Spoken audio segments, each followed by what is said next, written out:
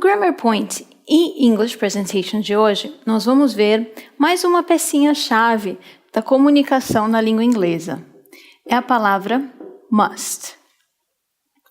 A palavra must trabalha como um auxiliar, mas ela trabalha completamente independente. Faz o mesmo tipo de papel que o can. As regras para o uso do must serão as mesmas do que o can. O must significa dever. Dever no sentido de ter que fazer alguma coisa, ter por obrigação, dever fazer aquilo. Em alguns outros contextos pode ter um significado um pouquinho diferente, mas a tradução vai ser sempre dever, ainda que o pesar desse dever possa mudar dependendo da situação da frase. Então vamos ver como eu trabalho o must, independente de qualquer outro verbo. Se eu quiser dizer eu devo ir, eu falarei I must go. Nesse caso, eu posso trabalhar ele com qualquer verbo na sua forma original. O must, assim como o can, dispensa a necessidade de usar o to entre dois verbos. Então, ainda que a tradução seja no infinitivo, I must go, eu devo ir, eu não vou usar o to. O must dispensa o uso do to. I must go. A mesma coisa acontecia com o can. A outra coisa que acontece com o can, que também vai ser verdade para o must, é que se eu usar a terceira pessoa, he, she ou it, she must drink this. Ela deve beber isso. A terceira pessoa não será conjugado o verbo. Ele permanece normal. Ele dispensa a necessidade de mudar o verbo quando eu uso a terceira pessoa do singular. She must drink this. Ela deve beber isso. Assim sendo, para fazer uma pergunta com o must, eu não preciso utilizar nada além dele mesmo. A regra, nesse caso, é que eu mude o verbo e o sujeito de lugar. Must I go? Eu devo ir? Must she drink this? Ela deve beber isso? Então, a única questão aqui, assim como o can ou como eu trabalho o to be, é trocar o sujeito e o verbo de lugar. Eu vou começar a minha frase com o verbo. Então, você já deve imaginar que para dar a negativa, eu não preciso fazer nada além de acrescentar a negativa. Então, vamos pegar essa frase inicial, I must go, e fazer dela uma negativa. I must not go, com a tradução de eu não devo ir. Agora, existe uma contração para must e not. A pronúncia dessa palavra é mustn't. I mustn't go. Agora eu vou dar uma dica para vocês que somente uma pessoa que morou muitos anos falando a língua saberá.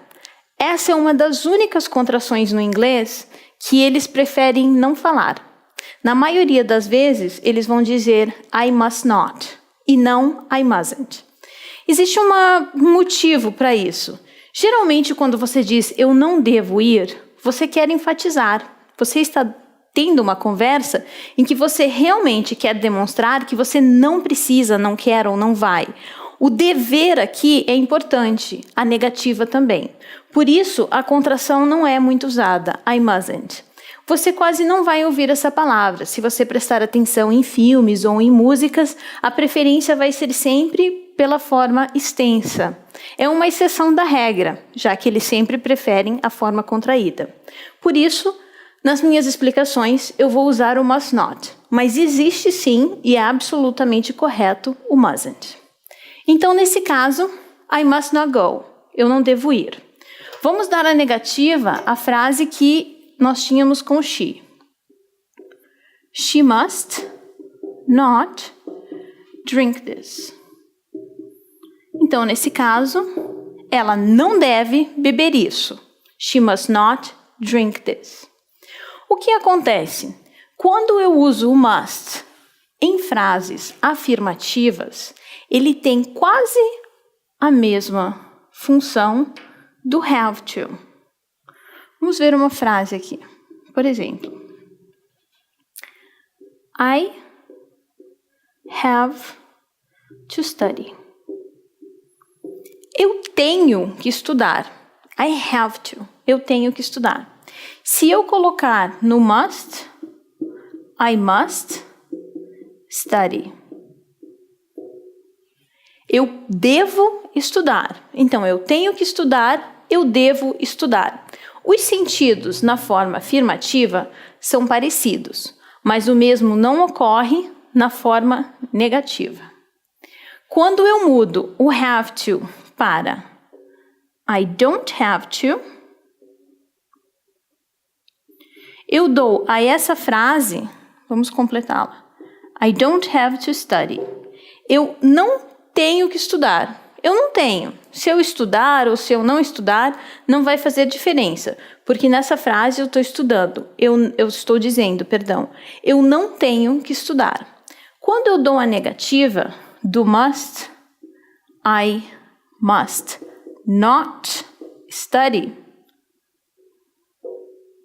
Aqui eu estou falando de uma obrigação.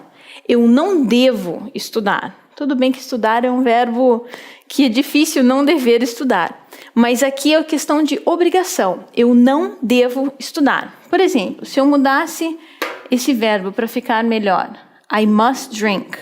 Eu devo beber para eu não devo beber. Na negativa, ele tem o sentido de proibição. Eu não posso, eu não devo. I must not drink.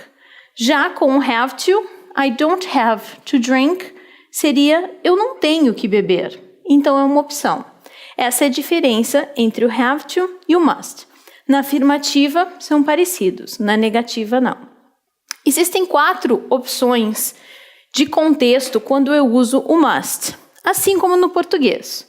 O must pode parecer uma obrigação. You must arrive at the meeting at 9:30. É uma obrigação. Você tem que chegar na reunião às 9:30. Como eu falaria em português? Você deve chegar à reunião às 9:30. É uma obrigação. Eu também posso usá-lo como uma dedução. They must be in San Francisco by now. Eles devem estar em São Francisco a essa hora. Nesse caso, eu estou usando o deve para deduzir. Eles já devem estar lá.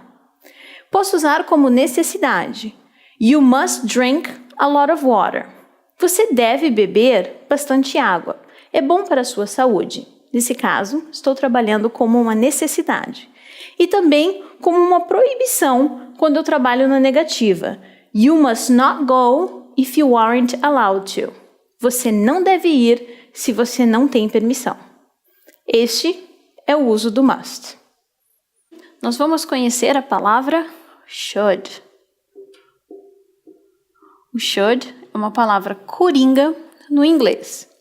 Ele trabalha da mesma maneira que o must e o can. Sozinho. Não necessita de nenhum outro auxiliar para trabalhar com os verbos. O should não tem nem infinitivo, nem particípio, nem passado. Ele é a mesma palavra em todos os tempos verbais. Significa deveria. No sentido de um conselho, você deveria fazer. Como o should atua independente de qualquer outro auxiliar, eu posso usar, por exemplo, you should work. Eu vou dar a esse verbo o sentido de você deveria trabalhar, algo que você deveria fazer. You should work. He should drink less. Ele deveria beber menos. He should drink less. Deveria e deveria.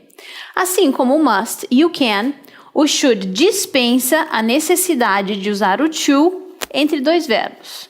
Não tem. You should work, he should drink. Não existe nenhuma preposição entre o should e outro verbo. Também, na terceira pessoa, ele dispensa a necessidade de adicionar o S ao verbo quando no presente. He should drink less. Eu não preciso alterar o verbo. Para fazer perguntas com o should, eu vou inverter a ordem. You should work. Pergunta. Should you work? Você deveria trabalhar? Should you work? Ele deveria beber menos. Ele deveria beber menos? Should he drink less?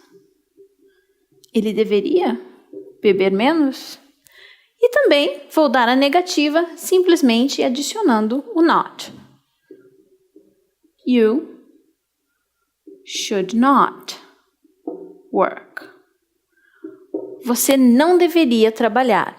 No caso do should, vamos colocar aqui, a conjunção de should e not é shouldn't. Essa sim é bastante usada. You shouldn't work. Você não deveria trabalhar. He shouldn't drink less. Ele não deveria beber menos. Então, quando eu uso o should, eu vou sempre trabalhá-lo dessa forma, antes do verbo. Qual é a diferença do should e do must? O must significa dever, no sentido de ter obrigação. Você tem que fazer aquilo. You must go. Você deve ir. Já o should é um conselho, ou algo que você deve fazer por uma questão moral, mas não necessariamente por obrigação. You should go. Você deveria ir. You must go. Você deve. Você não tem opção. A sua obrigação. Você deve ir. You should go. Você deveria ir. É um conselho ou uma obrigação moral. Grammar point, nós vamos ver a palavra ought. To. Ought to significa deveria, assim como should. Então, qual é a diferença entre os dois? Na gramática, a primeira e mais evidente diferença é que quando eu uso o should, eu não preciso estruturar o próximo verbo com to. Já com ought, ele requer, quando eu estou afirmando, que você use o to. Então, ought to sempre. Essa é a estrutura gramatical que difere os dois. Já no sentido contexto, o should é quando eu digo você deveria, no sentido apenas de conselho. Eu acho que você deveria fazer. Quando eu uso ought, eu expresso mais de que algo é merecido. Por exemplo,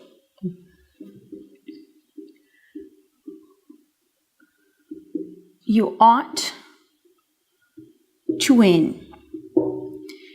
Diferente de you should win.